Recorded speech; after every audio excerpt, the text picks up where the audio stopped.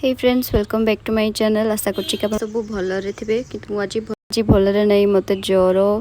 चलतु मुझे देखा आपण मानक आम बगीचार केते फूल फुटी।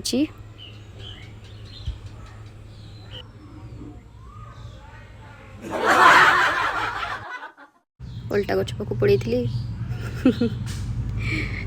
ये फूल अच्छी। एबे समय आसिक होगला 4टा।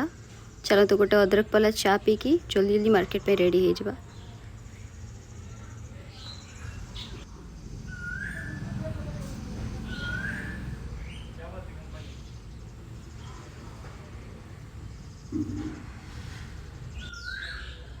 स्वीट कॉर्न आम मिलन पड़िया पाखे जड़े भाई बहुत ही टेस्टी स्वीट कॉर्न बनाती।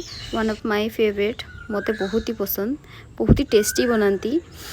आपण मैंने भी जातु जाकि ट्राए करके आसतु।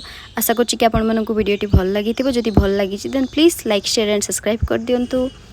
Tata bye bye.